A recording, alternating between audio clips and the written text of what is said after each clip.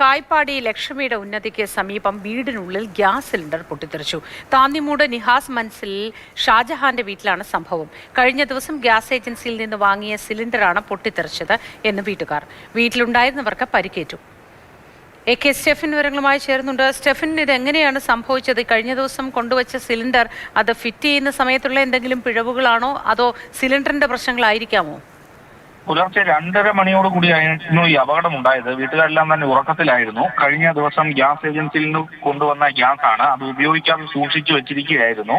ആ ഉപയോഗിക്കാതെ സൂക്ഷിച്ചു വെച്ചിരുന്ന സിലിണ്ടറാണ് പൊട്ടിത്തെറിച്ചത് എന്നുള്ളതാണ് വീട്ടുകാർ പറയുന്നത്. അടുത്ത മുറിയിലുണ്ടായിരുന്ന വീട്ടുടമ ഷാജഹാൻ, മകൻ നിഹാസ് എന്നിവരെ പരിക്കുകളോടെ മെഡിക്കൽ കോളേജ് ആശുപത്രിയിൽ പ്രവേശിപ്പിച്ചിട്ടുണ്ട്. തലയിലാണ് അവർക്ക് ഗുരുതരമായി പരിക്കേറ്റത്. വീട് ഭാഗികമായി തകർന്ന അവസ്ഥയിലാണ്. എന്താണ് ഈ ഗ്യാസ് സിലിണ്ടർ പൊട്ടിത്തെറിക്കാനുള്ള കാരണം എന്നതിനെ സംബന്ധിച്ചുള്ള ഇനി വിശദമായ ശാസ്ത്രീയ പരിശോധനകൾ ആവശ്യമാണ്. വീടിന് ഏതായാലും കേടുപാട് പറ്റിയിട്ടുണ്ട്. അതോടൊപ്പം തന്നെ അവിടെ ഉണ്ടായിരുന്ന 2 പേർക്കും ഗുരുതരമായി തന്നെ പരിക്കേറ്റിട്ടുണ്ട്. അവരിപ്പോൾ ചികിത്സയിൽ കഴിഞ്ഞു വരികയാണ്. ഇനി കൂടുതൽ പരിശോധനകൾ ഏതായാലും ഇതുമായി ബന്ധപ്പെട്ട് ആവശ്യമാണ്.